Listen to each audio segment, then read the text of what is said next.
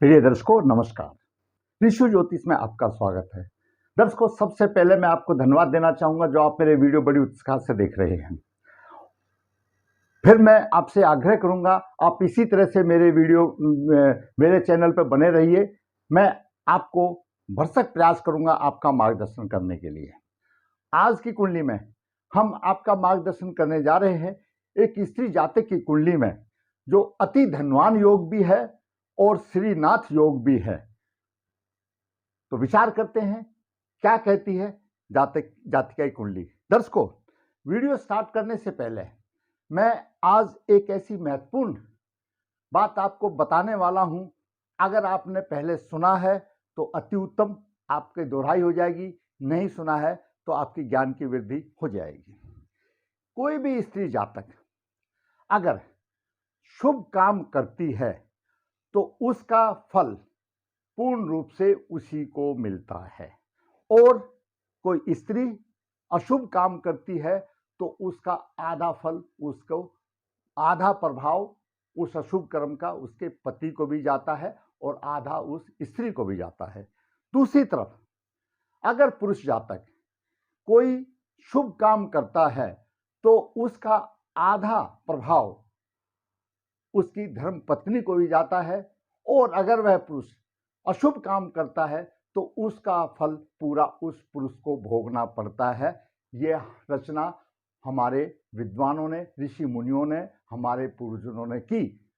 उन्होंने स्त्री जाति को प्रथम माना गया, सम्माननीय माना गया, इसलिए उनके के वो बात अलग है। आज का युग ऐसा है पुरुष और स्त्री बराबर हैं, लेकिन ज्योतिष शास्त्र पूर्व जन्म का है। आइए विचार करते हैं जातिका की कुंडली क्या कहती है। दर्शकों, जातिका का जन्म 25 सितंबर 1973 कृष्ण पक्ष 14 नक्षत्र पूर्व फाल्गुनी चरण 3 मंगलवार को हुआ।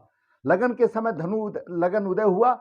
लगन के 19 डिग्री 45 में राहु 9 डिग्री लेकर के विराजमान है। द्वितीय भाव में मकर राशि में गुरु नीच राशि में, लेकिन वक्री होने की वजह से वो उच्च का फल दे रहा है, तो गुरु का नीचत्व भंग हो गया और यहां पर वो उच्च का फल देगा। ये हमारे ज्योतिष का सिद्धांत है। पंचम भाव में मंगल अपनी मेष राशि में, सप्तम भाव में मिथुन राशि में केतु और शनि है। शनि के 10 अंश है, केतु के 9 अंश है। और नवम भाव में सिंह राशि में चंद्र 23 अंश लेकर के विराजमान है। और दसम भाव में नवम भाव का स्वामी सूर्य 8 डिग्री और बुध उच्च राशि में 25 डिग्री लेकर विराजमान है। वहीं एकादश भाव में तुला राशि में शुक्र 20 डिग्री लेकर के विराजमान है। यह ग्रहों की स्थिति रही। दर्शकों, धनु लगन वाले दार्शनिक विचार के होते हैं। उनकी प्रकृति ऐसी होती है, वो दूसरों पर सहजी विश्वास कर लेते हैं, फिर उन्हें धोखा खाना पड़ता है। आत्मविश्वासी होती है। गुरु की राशि है। लग्नेश द्वितीय भाव में है, साहसी, राजा की भांति ऐश्वर्य, अष्टम भाव को दृष्टि देख रहा है, और आयु लंबी, अच्छे कर्म में रुचि, परिवार का पूर्ण सुख ऐसे जातक को मिलता है। लग्नेश बलवान है। वहीं पर बात करते हैं सूर्य की। सूर्य नवेश है। नवेश त्रिकोण का स्वामी सूर्य केंद्र में है। यह भी एक राजबल बनाता है। बुद्धि बल से धन और कठिन परिश्रम में सफलता करता है, और माता पिता की सेवा करने वाला और लोगों में सम्मानीय माना जाता है। बात करते हैं चंद्रमा। चंद्रमा अष्टमेश है और नवम भाव में है। भाग्य की उन्नति में थोड़ी सी परेशानी होगी, लंबी आयु होगी। सप्तम दृष्टि से कुंभ राशि को देखकर बहन भाइयों में विचार मतभेद हो सकते हैं। बात करते हैं मंगल। मंगल अपनी राशि में है, पंचम भाव में। शिक्षा बुद्धि की कोई कमी नहीं, संतान का अच्छा सुख। चतुर्दृष्टि नीच दृष्टि देखता, कष्ट आते हैं, लेकिन गुरु देख रहा, कष्टों को दूर हो जाएगा, उसमें कोई सोचने की बात नहीं है। सप्तम दृष्टि से एकादश भाव के धन की अच्छी आमदनी करेगा। अष्टम दृष्टि से मंगल द्वादश भाव को देख रहा है, खर्चा भी अधिक कराएगा। बात करते हैं बुध की। बुध सप्तम भाव का स्वामी है और दसम भाव में उच्च राशि में है। बुध सप्तम भाव का स्वामी है, दसम भाव में उच्च राशि में है। सूर्य के साथ है, सूर्य अस्त नहीं है, सूर्य के साथ है, बुध अस्त नहीं है। बुधादित्य योग बना रहा है, शिक्षा में प्रवीणता रहे। बात करते हैं गुरु की। गुरु लगन भाव का स्वामी है, चतुर्थ भाव का स्वामी है। द्वितीय भाव में हमने आपको पहले ही बता दिया, अच्छे परिवार की स्थिति दे रहा है। द्वितीय भाव में राजा की भांति ऐश्वर्यादि, परंतु एक आंख में रोग की भी संभावना बनती है, वो किसी प्रकार का होता है। पंचम दृष्टि से शत्रु बल छठे भाव पर दे रहा, शत्रु बल पर प्रभावी होगा। और सप्तम दृष्टि से उस दृष्टि अष्टम भाव को देख रहा है तो कष्टों का निवारण होगा, आयु अच्छी होगी। नवम दृष्टि से यहां पर गुरु सूर्य को देख रहा है। बुध को ठीक है, डिग्री में फर्क है, लेकिन गुरु को कन्या राशि में गुरु की लगने की अच्छी दृष्टि है, बहुत ही बुद्धिमान बना रहा है, बुद्धि का धनी बनता है। ऐसी जाति का बुद्धि की धनी होती है। अब बात करते हैं शुक्र की। शुक्र छठे भाव का स्वामी और एकादश भाव का स्वामी है, और एकादश भाव में अपनी राशि में आमदनी में वृद्धि और विद्या के पक्ष प्रबल पर सहयोग, ऐसे जातक जाति का चतुर और विद्वान होते हैं। बात करते हैं शनि की। शनि द्वितीय और तृतीय भाव का स्वामी सप्तम भाव में है। दाम्पत्य जीवन अच्छा, तीसरी दृष्टि से भाग्य को देख रहा है, भाग्य में अवरोध आएंगे, और सप्तम दृष्टि से लगन को देख रहा है। स्वास्थ्य में थोड़ा सा प्रतिकूल प्रभाव हो सकता है। दसम दृष्टि से माता के भाव को देख रहा है, माता भूमि आदि का सुख कमजोर मिलता है। दर्शकों,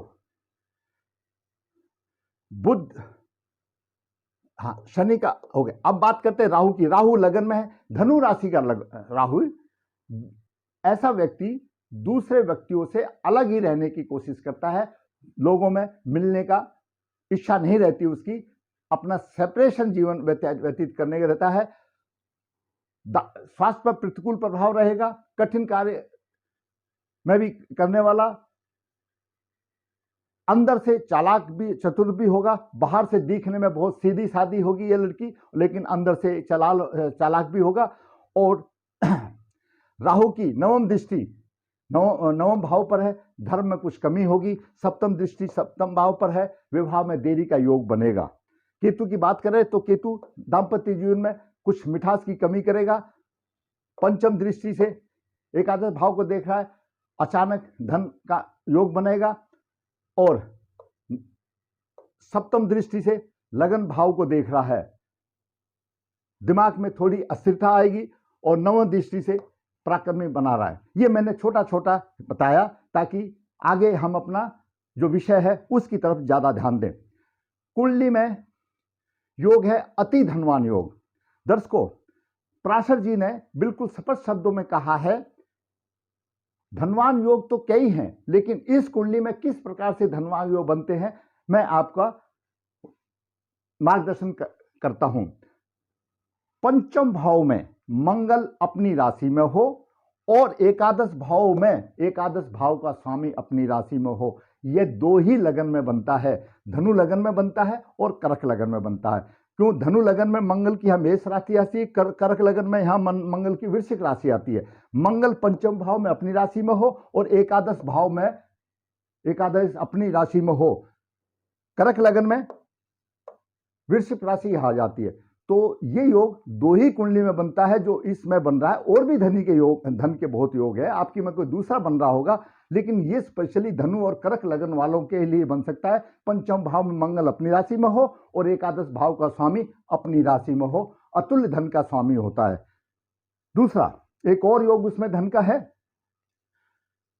लगन का स्वामी द्वितीय भाव में है, नीचे तो भंग हो गया, उच्च दे से फल देगा, तो द्वितीय भाव भी हमारा धन का भाव है, धन की ग्रोथ होगी। यह जाति का धन से संपूर्ण है, कोई बहुत ही ऐश्वर्य जीवन जी रही है, किसी प्रकार की कोई कमी नहीं है। दूसरा योग है श्रीनाथ योग।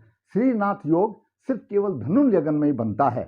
धनु लगन में श्रीनाथ के योग किस तरह से बनता है कि सप्तम भाव का स्वामी दसम भाव में उच्च राशि में हो और नवम भाव का स्वामी भी दसम भाव में हो, तो यहां पर बुध और सूर्य दोनों दसम भाव में श्रीनाथ योग बनता है। श्रीनाथ योग में ऐसी व्याख्या पराशर जी ने दी है कि इंद्र के समान वैभवशाली राजाओं के गुण, सभी सुख सुविधाओं का उसमें समावेश होता है। बुध सूर्य से अस्त नहीं है, सूर्य से 14 डिग्री तक तो अस्त हो जाता है, 25 डिग्री 3 डिग्री बाहर निकल गया। यहां पर बुध का पूर्ण रूप से फलभूत हो रहा है। श्रीनाथ फुलबरा जाति का ऐश्वर्यशाली है, धन की कोई दिक्कत नहीं। जातिका को भाग्य कमजोर है, जातिका का भाग्य कमजोर है क्यों? शनि की तीसरी दृष्टि है, राहु की नवम दृष्टि है, यहां पर भाग्य कमजोर है। और चंद्रमा इनकी दृष्टि को सहन करने के लिए काबिल नहीं है, क्योंकि चंद्रमा कृष्ण पक्ष 14 का है, अमावस्या के नजदीक जा रहा है, जातिका का भाग कमजोर है। इस जातिका ने अच्छी पढ़ाई की, पीजी लेवल की पढ़ाई की, लेकिन भाग्य कमजोर और दशा अनुकूल ना मिलने की वजह से व्यवसाय इसको नहीं मिला। यहां पर एक और मैं आपको एक बहुत अच्छी बात बताता हूं। घर में कोई भी बच्चा होता है, अगर ऐसे योग के कहीं भी किसी भी घर में पैदा हो सकता है, तो ऐसा माना गया है, आपने भी प्रैक्टिकल रूप में देखा है कि जो राजा होता है उसकी रानी को भी राजाओं जैसा सम्मान मिलता है। तो कहने का मतलब यह है कि अगर लड़की के ग्रह जो अच्छे ग्रह हैं या कमजोर ग्रह हैं, जब तक लड़की कुंवारी रहती है, शादी नहीं होती है, तो उसके अच्छे ग्रहों का फल उसके पिता को मिलता है। शादी हो जाने के बाद वह अच्छे ग्रहों का फल उसके हस्बैंड को मिलता है। इस लड़की के साथ भी ऐसा ही हुआ। शादी के बाद इसके हस्बैंड की पढ़ा लिखा तो था ही, एकदम प्रोफेसर में नियुक्ति हो गई और रोजगार मिल गया। शादी के बाद उसको मिली। तो इसका ये योग, उसका योग फलित होना है। फलित कभी भी झूठा नहीं होता। ज्योतिष का योग फलित होगा। उसका हस्बैंड की नौकरी नहीं लगी थी, लेकिन शादी होते ही उसकी नौकरी लग गई, तो राजाओं जैसा हो गया। जिस तरह से राजाओं की रानी को जो सुविधा मिल गई, इस स्त्री जातक को भी वो सुविधा मिल गई। तो ज्योतिष का योग हमेशा फलित होता है। चाहे वो घर में बैठा रहे तो दूसरे परिवार को लगता है, जिसको लगने वाला होता है। जैसे बच्चों के अच्छे योग होते हैं, माता पिता को भी लगते हैं। जब शादी हो जाती है तो उनकी स्त्री वाली बात वो अलग बात है। आप ये सब बात समझते हैं। तो दर्शकों, आज मैंने आपको एक स्त्री जाति के बारे में विश्लेषण करके बताया। अति धनवान योग, ये धनवान योग जो इसमें बन रहा है, मंगल पंचम भाव में और एकादश भाव में अपनी राशि में एकादश शेष हो, अति धनवान योग बनता है। दूसरा श्रीनाथ योग, जब सप्तम भाव का स्वामी अगर दसम भाव में उच्च राशि में हो और नवम भाव का स्वामी भी वहां पर हो, तो श्रीनाथ योग बनता है। ये इंद्र के समान वैभवशाली योग होता है। किसी किस्म की कमी नहीं, ऐसा ही लड़की के साथ हो रहा है। सिर्फ भाग्य की कमी रही, लेकिन इसकी शादी के बाद इसके पति को अच्छा वो मिला, तो अपने आप स्थिति अच्छी सुधर गई। आज वो अच्छा जीवन व्यतीत कर रही है। दर्शकों, मैंने अपने ज्ञान और शास्त्रों के अनुसार आपका मार्गदर्शन करने की कोशिश की। अगर आप समझते हो मार्गदर्शन हुआ, तो फिर मैं कहूंगा कि मेरा वीडियो आप लाइक करें, शेयर करें, और जिसने मेरा चैनल सब्सक्राइब नहीं किया, सब्सक्राइब करें। मुझे आपसे यही उम्मीद होती है कि आप मेरा चैनल सब्सक्राइब करें, ताकि मैं उत्सुकता से आपके सामने वास्तविक वीडियो, वास्तविक कुंडली के वीडियो बनाकर आपका मार्गदर्शन करता रहूं।